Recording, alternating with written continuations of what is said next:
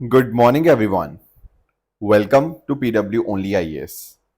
दोस्तों, अगर हम बात करें आज के द हिंदू फ्रंट पेज की, तो दरअसल में दोस्तों आप लोग जानते ही हैं कि कल 15 अगस्त का दिन था। एंड इस मौके के ऊपर हमारे प्रधानमंत्री जी ने लाल किले से भाषण दिया। सबसे पहला क्वेश्चन मैं आप लोगों से पूछना चाहूंगा, क्या आप लोग फ्लैग होइस्टिंग और फ्लैग अनफर्लिंग इनका डिफरेंस बता सकते हो? एंड कल के दिन 15 अगस्त को क्या हुआ? क्या फ्लैग होस्ट हुआ था? क्या फ्लैग अनफर्ल हुआ था? ये आप जरा एक बार कमेंट से बताने की कोशिश करना, फिर कल हम इनका दोनों का डिफरेंस भी देख लेंगे। 15 अगस्त और 26 जनवरी के बीच में क्या अंतर होता है वो भी जरा आप मुझे बताना। अब कल यहाँ पे लाल किले से प्रधानमंत्री मोदी जी ने बात करी, वो थी आत्मनिर्भरता की। प्रधानमंत्री जी ने ये कहा कि एक देश के लिए आत्मसम्मान यानी कि सेल्फ रिस्पेक्ट और आत्मनिर्भरता यानी सेल्फ रिलायंस अपने आप में बहुत ज्यादा इंपॉर्टेंट बन जाती हैं। इसके अलावा प्रधानमंत्री जी ने बात करी मिशन सुदर्शन चक्र की। आने वाले 10 साल यानी कि 2035 तक भारत देश अपना एक एयर डिफेंस सिस्टम यहाँ पे रेडी कर लेगा, जिसके माध्यम से हम मिलिट्री और सिविलियन एरियाज को तो प्रोटेक्ट कर ही पाएंगे, plus at the same time अगर भारत के ऊपर कोई भी अटैक करने की कोशिश करेगा उसका मुंह तोड़ जवाब हम यहाँ पे दे पाएंगे। साथ में ही दोस्तों, काफी सारे लोग जीएसटी से बड़ा परेशान रहते हैं। अब दोस्तों प्रधानमंत्री जी ने ये कहा है कि जीएसटी में रिफॉर्म्स लाएंगे एंड दिवाली के समय के ऊपर एक बहुत बड़ा तोहफा यहाँ पे मिलेगा लोगों को जीएसटी में छूट के फॉर्म के अंदर। अब दोस्तों अभी बताया तो नहीं गया, पर ऐसा माना जा रहा है कि हो सकता है कि जो 12% और 28% हो सकता है ये स्लैब्स पूरी तरह से खत्म कर दी जाए। आई एम फिर से सेइंग कि ये हो सकता है। नॉर्मली ऐसा होगा कि 12% वाली जो आइटम्स थी उनको 5% वाली कैटेगरी में डाल दिया जाएगा और 28% वाली ज्यादातर आइटम्स 18% की स्लैब में आ जाएंगी। तो जीएसटी जो अभी थोड़ा कॉम्प्लेक्स सिस्टम है, इसको थोड़ा आसान किया जाएगा एंड लोगों को यहाँ पे राहत भी दी जाएगी। इसके अलावा प्रधानमंत्री जी ने यह भी बोला कि हमारी जो प्रधानमंत्री विकसित भारत रोजगार योजना जो स्टार्ट हो रही है, उसके माध्यम से देश में 4 करोड़ से ज्यादा युवाओं को यहाँ पे नौकरी मिलेगी एंड सरकार यहाँ पे 15,000 रुपए भी फर्स्ट टाइम एम्प्लॉयज को यहाँ पे प्रोवाइड करेगी। उसके साथ ही साथ न्यूक्लियर एनर्जी कैपेसिटी के ऊपर हम अच्छे से काम कर रहे हैं। भारत अपनी न्यूक्लियर एनर्जी कैपेसिटी 10 गुना बढ़ा देगी बाय 2047। एंड लास्टली दोस्तों, इस साल के अंत तक made in India semiconductor chips Bharat यहाँ पे लॉन्च कर देगा। ये काफी सारी बातें यहाँ पे प्रधानमंत्री जी के द्वारा बताई गई। एक और मुद्दा जो प्रधानमंत्री जी ने ये उठाया कि बॉर्डर एरियाज के अंदर ना कुछ ऐसी ताकतें हैं जो भारत की डेमोग्राफी में चेंज करने की कोशिश कर रही हैं। बहला फुसलाकर ट्राइबर्स को बहलाया फुसलाकर उनको अपने साथ जोड़ने की कोशिश करी जा रही है एंड इससे कहीं ना कहीं नेशनल सिक्योरिटी का खतरा सामने आ रहा है। तो प्रधानमंत्री जी ने यह भी वार्न किया लाल किले से ही कि ऐसी फोर्सेस के अंदर हम यहाँ पे स्ट्रिक्ट एक्शन लेंगे। लास्टली दोस्तों, एक थोड़ा सा कंट्रोवर्शियल चीज जो देखने को मिली वो थी आरएसएस के कॉन्टेक्स्ट में, राष्ट्रीय स्वयंसेवक संघ के बारे में। दोस्तों एक्चुअली प्रधानमंत्री जी ने बात करी कि 100 साल कंप्लीट हुए हैं राष्ट्रीय स्वयंसेवक संघ के एंड इनका कंट्रीब्यूशन बहुत इंपॉर्टेंट रहा है हमारी कल्चरल हिस्ट्री के अंदर, इसमें कोई डाउट की बात नहीं। पर क्वेश्चन यहाँ पे ये भी उठे कि आजादी के मौके के ऊपर आरएसएस का नाम लेना थोड़ा सा यहाँ कंट्रोवर्शियल इसलिए हो गया क्योंकि आरएसएस ने आजादी के जो प्रोसेस था, इंडिपेंडेंस स्ट्रगल थी, उसमें कंट्रीब्यूशन नहीं था। कहने का मतलब जो आरएसएस ने पार्टिसिपेट नहीं किया था इंडिपेंडेंस स्ट्रगल के अंदर। तो इस वजह से प्रधानमंत्री जी की इस लाइन के ऊपर कुछ ऑपोजिशन के लीडर्स ने यहाँ पे सवाल उठाए कि ये नाम लेना यहाँ पे जरूरी नहीं था क्योंकि कहीं ना कहीं उन्होंने इंडिपेंडेंस स्ट्रगल में पार्टिसिपेट नहीं किया था। बाकी आप नोटिस कर ही पाओगे तो काफी सारी इंपॉर्टेंट बातें मोदी जी ने यहाँ पे कही हैं। एंड उम्मीद दोस्तों यही है कि हमारी जो रफ्तार है इकोनॉमी को आगे लेके जाने की, ये आगे भी ऐसे ही कंटिन्यूड रहेगी एंड हम हमारा जो सपना है विकसित भारत बनने का 2047 तक, उसको हम यहाँ पे अचीव कर पाएंगे। इसके अलावा दोस्तों, डोनाल्ड ट्रंप जी और पुतिन जी, ये यहाँ पे इनकी मुलाकात हुई है इन अलास्का, ताकि ये जो रशिया यूक्रेन युद्ध चल रहा है इसके रिगार्डिंग यहाँ पे डिस्कशन कर पाए। तो इसके क्या वो हमें आने वाले दिनों में कंप्लीट क्लैरिटी उसके रिगार्डिंग मिल जाएगी। दोस्तों डेट है आज की 16 अगस्त 2025 एंड आप सभी का स्वागत है आज के प्रीलिम बूस्टर न्यूज़ डिस्कशन में। स्टार्ट करने से पहले दोस्तों मैं आप सबको बता दूं कि हमारे जो इंडिपेंडेंस डे के ऑफर्स हैं वो 2 दिन एक्सटेंड किए गए हैं टिल 17 अगस्त, बिकॉज बहुत सारे बच्चों की डिमांड्स आ रही थी। तो दोस्तों जितने भी हमारे यूपीएससी कोर्सेज हैं उन सब के ऊपर आपको अप टू 67% ऑफ देखने को मिल जाएगा। तो इन सभी कोर्सेज के जो लिंक हैं ये डिस्क्रिप्शन के अंदर मैंने आपको प्रोवाइड कर दिए हैं, वहां पर जाकर आप इनमें एनरोल कर सकते हैं। इसके अलावा अगर आप हमारे साथ ऑफलाइन जुड़ना चाहते हैं तो दोस्तों हमारे offline centres different different cities में आपको देखने को मिल जाएंगे। इन सब के ऊपर भी आपको अप टू 50% ऑफ आपको देखने को मिल जाएगा। एंड अगर आपको कोई भी डाउट्स हैं या कुछ इंक्वायरीज करनी है तो इस नंबर पे आप हमें इंक्वायर भी कर सकते हैं। इनके लिंक्स भी आपको डिस्क्रिप्शन में प्रोवाइड कर दिए गए हैं।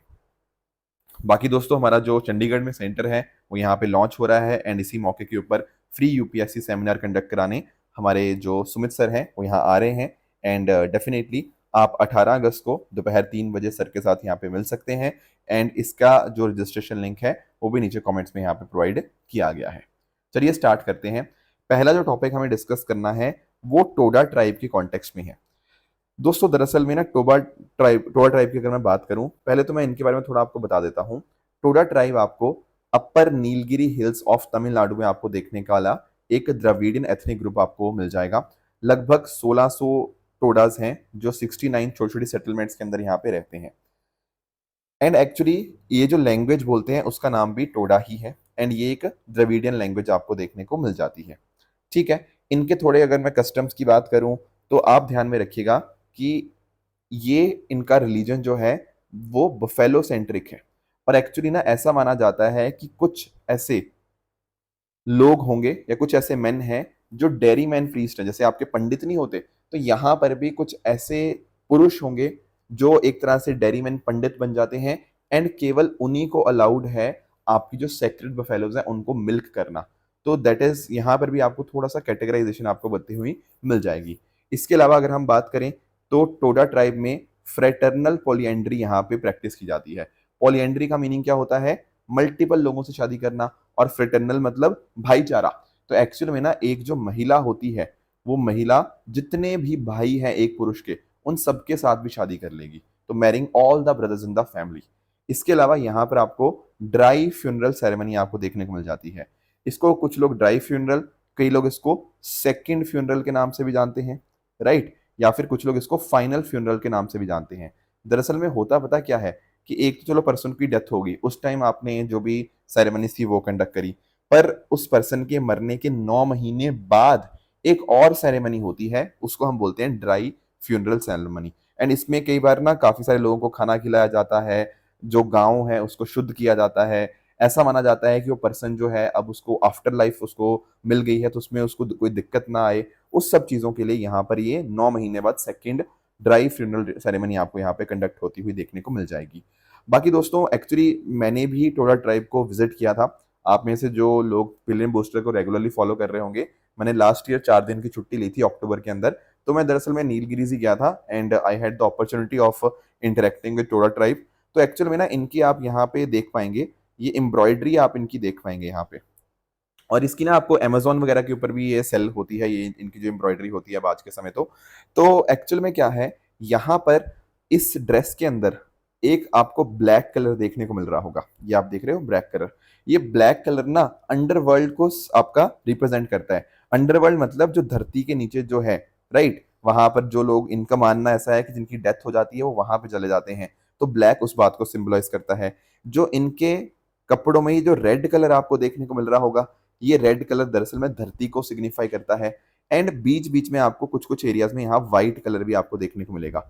तो इन 3 कलर से बनता है। व्हाइट से क्या मतलब है? व्हाइट आपका बात करता है आपके सिलेस्टियल बॉडीज की, आपके स्काई की, आपके यूनिवर्स की, आपके हेवन की बात करता है व्हाइट जो कलर है। तो इन 3 कलर से मिलके इनके जो इनकी ड्रेस है वो बनती हुई देखने को मिल जाएगी। एंड इसी को ही पुखूर एम्ब्रॉयडरी के नाम से भी जानते हैं। तो ये जो नाम है ना पुखूर एम्ब्रॉयडरी, ये आपको ध्यान रखना है, ये टोडा ट्राइब के साथ यहाँ पे बिलोंग करता है। बाकी आप नोटिस कर पाओगे इस एम्ब्रॉयडरी के अंदर जो left of the black stripe के ऊपर एम्ब्रॉयडरी की जाती है उसको करनौल, एंड जो राइट के ऊपर एम्ब्रॉयडरी की जाती है उसको करथाल के नाम से भी जानते हैं। इसके साथ ही आपको और क्या पता होना चाहिए? फ्लावर के साथ इनका लिंकेज आपको पता होना चाहिए। देखो जो व्हाइट मार्श है ना, वो जो फ्लावर है वो शोला फॉरेस्ट के अंदर वहां पे वो अपना फ्लावर देता है। एंड ये कब होता है? जब साउथ वेस्ट मानसून खत्म होने वाला होता है। और इनके ना घरों की बहुत ही यहाँ पे बहुत ही शानदार है। एक्चुअली ना ये पिक्चर आपको नेट पे भी मिल जाएगी और एग्जैक्टली सिमिलर पिक्चर मेरे फोन में भी है। मैंने भी इस तरह से एक पिक्चर क्लिक की थी जब मैं गया था इनके टोडा गांव के अंदर, जो मैंने विजिट किया था। तो एक्चुअली में आप नोटिस कर पाओगे इनका जो घर होता है ना, इस तरह से आपको देखने को मिल जाता है।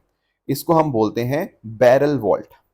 ठीक है, बैरल वॉल्ट शेप का इनका आपको घर आपको देखने को मिल जाएगा। यहां से ये एंटर करते हैं इस तरह से, राइट। एंड काफी सारे सेक्रेट इस तरह से प्लेसेस भी आपको यहाँ पे देखने को मिल जाएंगे। ये बैरल वॉल्ट इनकी खासियत है इनके घरों की। अब पॉइंट पता क्या है, टोडा ट्राइब आज के समय अपनी लैंग्वेज को प्रिजर्व करने के रिगार्डिंग काफी सारे इश्यूज फेस कर रही है। अब लोग कम है, मैंने बताया ना, लगभग 1600 टोडाज हैं। तो कहीं ना कहीं भारत सरकार ने यहाँ पे कोशिश कर रही है कि इनकी लैंग्वेज कहीं खत्म ना हो जाए, उसके लिए यहाँ पे एफर्ट्स यहाँ पे लिए जा रहे हैं। जैसे फॉर एग्जांपल टोडा लैंग्वेज के अंदर ना कोई नेटिव स्क्रिप्ट नहीं है। तो यहाँ पर हमारा एक प्रोग्राम है SPPEL, that is scheme for protection and preservation of endangered language. तो उसका हम यहाँ पे फोकस कर रहे हैं कि कैसे इनकी लैंग्वेज को हम यहाँ प्रोटेक्ट कर पाए। इसके लिए हमने एक टोडा प्राइमर हम यहाँ पे क्रिएट कर रहे हैं।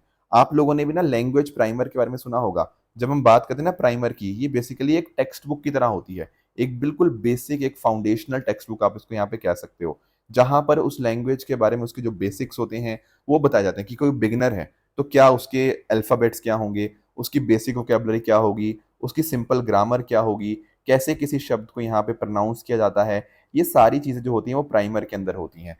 तो इसी तरह से यहाँ पे हमारा जो प्रोग्राम है ना, उसके अंतर्गत हम टोडा प्राइमर यहाँ पे क्रिएट कर रहे हैं इन तमिल स्क्रिप्ट, ताकि इस चीज को प्रमोट कर पाए। बाकी यंगर जनरेशन को भी एंगेज किया जा रहा है ताकि भाई आप थोड़ा देखो, लैंग्वेज को प्रिजर्व करो। Plus at the same time हमारा जो CIIL है, that is central institute of Indian language, वो यहाँ पर एडवांस टेक टूल्स को यहाँ पे इस्तेमाल कर रहा है, जैसे high and audio, video recording, ताकि ये सब चीज़ों को हम यहाँ पे प्रिजर्व कर पाएं। तो ये जो स्कीम है इसका नाम क्या है, SPPEL, scheme for promotion and preservation of endangered languages. तो ये हमारा इंप्लीमेंट किया जा रहा है by central institute of Indian languages. इसके द्वारा बेसिकली मिनिस्ट्री ऑफ एजुकेशन का ये इनिशिएटिव है। जो भी आपकी ऐसी लैंग्वेज है जो 10,000 लोगों से कम बोली जाती है, राइट, तो उसको हम यहाँ पे डॉक्यूमेंट एंड आर्काइव करने की कोशिश कर रहे हैं। उनकी ग्रामर, डिक्शनरी, ये सब चीज़ें क्रिएट की जा रही हैं। एंड प्रॉपर उनका रिकॉर्डिंग्स हम बना रहे हैं, उनकी डिक्शनरीज बना रहे हैं, ताकि कोई दिक्कत ना आए आगे जाके फ्यूचर के अंदर। तो आज के समय के ऊपर आपको 117 लैंग्वेज इस तरह से आइडेंटिफाइड आपको देखने को मिल जाएंगी। एंड आने वाले समय के अंदर हमारा गोल है इस नंबर को 500 लेके जाने का, कि हम 500 लैंग्वेजेस को हम यहाँ पे डॉक्यूमेंट कर पाए। ये हमारा फोकस है। तो और भी बहुत सारी सरकार ने सपोर्ट की है, जैसे मिनिस्ट्री ऑफ ट्राइबल अफेयर्स का इनिशिएटिव आपको देखने को मिल जाएगा, जैसे AI बेस्ड लैंग्वेज प्रिजर्वेशन है। भाषणी टूल मैंने पहले भी आप लोगों के साथ डिस्कस किया है। उसके अलावा tribal research, information, education, communication event होते हैं, है ना, ये स्कीम है बेसिकली एक। उसके अलावा मिनिस्ट्री ऑफ कल्चर भी मैन्यूस्क्रिप्ट वगैरह को डिजिटाइज करती है, नेशनल मैन्यूस्क्रिप्ट मिशन के अंतर्गत। National mission for cultural mapping है, ठीक है ना। इसी तरह से राष्ट्रीय संस्कृति महोत्सव, ये आपके ट्राइबल आर्ट को दिखाते हैं, राइट। तो बहुत सारे काम किए जा रहे हैं। इवन नेशनल एजुकेशन पॉलिसी भी बात करती है। एंड साथ ही साथ ना यहाँ यूनेस्को का भी रोल अपने आप में पॉइंट बन जाता है। यूनेस्को भी हमारी Indira Gandhi national centre for arts, IGNCA के साथ यहाँ पे कोलैबोरेट करके कोशिश करती है हमारी इंडेंजर्ड लैंग्वेज को प्रोटेक्ट करने की। इनफैक्ट जो 2022 से 2032 का जो टाइम है, it is has been recognised as international decade of indigenous languages. तो जो दुनिया की 7,000 लैंग्वेजेस आपकी आज के समय इंडेंजर्ड हैं, उनको एड्रेस किया जा रहा है इसके माध्यम से। इस बार की जो थीम है 2025 का, बेसिकली जो 9 अगस्त है, उसको हम सेलिब्रेट करते हैं एज वर्ल्ड्स इंडिजिनस पीपल के डे के रूप में। तो जैसे फॉर एग्जांपल आप नोटिस कर पाओगे न्यूजीलैंड के अंदर ना आपकी जो मौरी लैंग्वेज है ये पॉपुलर हुई थी। यहाँ पे AI का इस्तेमाल किया जा रहा है ताकि ये लैंग्वेज प्रिजर्व हो। ऐसे ही पॉलिनेशियन कम्युनिटीज ने भी AI का इस्तेमाल किया हुआ है। तो डेफिनेटली बहुत सारे काम किए जा रहे हैं ट्राइबल लैंग्वेजेस को प्रोटेक्ट करने के लिए, इंडिया के अंदर भी और इंडिया के बाहर भी। तो ये कुछ बातें थी जो आपको यहाँ पे क्लियर हो चुकी होंगी। नेक्स्ट दोस्तों आते हैं ALMM for the solar sector. इसको थोड़ा समझते हैं। पहली बात तो what is ALMM? Approved list of models and manufacturers. Basically मैं आपको बताता हूं, जैसे आप बात कर लेते हो सोलर मैन्युफैक्चरर्स की, तो भाई कौन से ऐसे मैन्युफैक्चरर्स हैं जो आपके गवर्नमेंट प्रोजेक्ट्स के अंदर या फिर कुछ अलग अलग स्कीम, जैसे आपने PM कुसुम सुना होगा, या फिर जो रूफटॉप के लिए अलग अलग स्कीम्स चलती हैं, उनके लिए यहाँ पर किसको अप्रूवल यहाँ पे मिला हुआ है, ठीक है, that is known as approved list of model and manufacturers. तो ये सारे वो मैन्युफैक्चरर्स हैं जो कहीं ना कहीं अपनी इलेक्ट्रिसिटी सेंट्रल गवर्नमेंट को, स्टेट गवर्नमेंट को भी सेल कर सकते हैं। तो एक्चुअली ना आप नोटिस करो कि हमने पता क्या किया, हमने इंपोर्ट के ऊपर यहाँ पर कोई रिस्ट्रिक्शंस नहीं लगाई, पर हमने हमारे जो भारत के मैन्युफैक्चरर्स थे जो कि सोलर सेक्टर के अंदर यहाँ पे मैन्युफैक्चरिंग कर रहे थे, हमने उनको इंश्योर किया है कि आप हमारी जो लोकल डिमांड्स है आप ही मीट कर दो। आप एक बात अंडरस्टैंड करो, अगर हमारे इंडियन मैन्युफैक्चरर्स ही सक्षम बन जाएंगे, अगर हम उनके पास हमारे पास एक अप्रूव्ड लिस्ट होगी कि हाँ यार ये अच्छी मैन्युफैक्चरिंग कर रहे हैं, तो हमें इंपोर्ट के ऊपर रोक लगाने की कोशिश ही नहीं करनी पड़ेगी। हमारे अच्छे से ही सारा हमारी डोमेस्टिक डिमांड हमारी लोकल मैन्युफैक्चरिंग से ही बूस्ट हो जाएगी। तो एक्चुअली आप नोटिस कर पाओगे कि भारत ने इस तरह से 100 gigawatt solar PV module manufacturing capacity achieve कर ली है अंडर एएलएमएम, ठीक है ना। ये आज से 10 साल पहले 2.3 गीगावाट्स था। तो क्लियरली भाई हमारे देश के जो मैन्युफैक्चरर्स हैं वो सोलर मैन्युफैक्चरिंग के अंदर भी अच्छा काम कर रहे हैं। प्रधानमंत्री मोदी जी ने बोला है ना आत्मनिर्भरता, तो भाई यहाँ पर भी आत्मनिर्भरता हमें क्लीन एनर्जी के अंदर देखने को मिल रही है। तो क्लियरली बहुत शानदार काम हुआ है पिछले कई 10 साल में, और पिछले 4 साल में भी काफी अच्छा काम हुआ है इस कॉन्टेक्स्ट के अंदर। तो हमारी अलग अलग स्कीम्स थी, जैसे फॉर एग्जाम्पल आप लोगों ने प्रोडक्शन लिंक्ड इंसेंटिव स्कीम के बारे में सुना होगा। तो पीएलआई स्कीम के माध्यम से हमने उनको इंसेंटिवाइज करने की कोशिश करी कि आप अपनी प्रोडक्शन को बढ़ाएंगे तो कैश इंसेंटिव्स भी आपको मिलेंगे, राइट। इसके अलावा जो मैंने अभी बताई ALMM approved list of modern manufacture, जहां पे हमने कि कौन से वाले मैन्युफैक्चरर्स हैं जो कि एलिजिबल हैं ताकि उनको गवर्नमेंट प्रोजेक्ट्स के अंदर उनका इस्तेमाल किया जा पाए। तो वो सारी चीज़ों ने हमें हमें फ़ायदा यहाँ पे दिया है। तो ये जो अप्रूव्ड लिस्ट ऑफ मैन्युफैक्चरर्स वाली चीज़ थी, इसको 2019 के अंदर ministry of new and renewable energy ने यहाँ पे लॉन्च किया था, एंड फिर 2021 में पहली लिस्ट आती है। अब आप अंडरस्टैंड करना 2021 में ये नंबर बड़ा ही कम है 8.2 गीगावाट, और आज 100 गीगावाट हम यहाँ पे क्रॉस कर गए हैं। तो 4 साल में इतना क्या शानदार हो गया है। देखो पहले ना शुरुआत में हमारी स्टार्ट काफी कमजोर थी। उसका रीजन ये था कि जो पहले आप नोटिस कर पाओगे, पहले से पता क्या चल रहा था, चाइना से ऑलरेडी कुछ कॉन्ट्रैक्ट्स हो रखे थे हमारे जो अलग अलग कंपनीज थी। पर जैसे ही वो कॉन्ट्रैक्ट्स कंप्लीट हुए और सरकार ने मदद भी यहाँ पे दी पीएलआई स्कीम वगैरह के माध्यम से, तो उससे कहीं ना कहीं फिर अचानक से डोमेस्टिक मैन्युफैक्चरिंग का एक बूस्ट हमें आता हुआ देखने को मिल जाता है।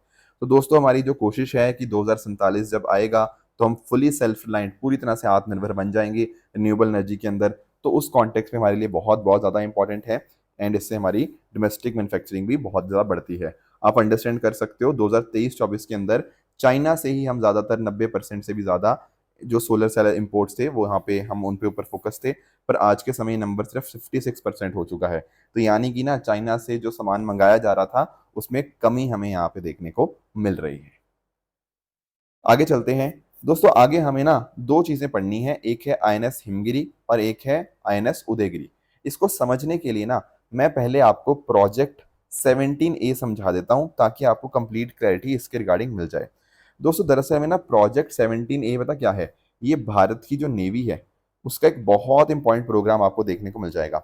दरअसल में ना पहले आपका एक प्रोजेक्ट 17 था, उसमें हम शिवालिक क्लास फ्रिगेट्स हम यहाँ पे बनाया करते थे। उसी का फॉलो अप क्या है, प्रोजेक्ट 17A। अब इसमें क्या होगा, इसमें हम यहाँ पे शिप्स बना रहे हैं, और ये जो शिप्स हैं टोटल आपको 7 तरह की शिप्स आपको यहाँ पे देखने को मिल जाएंगी।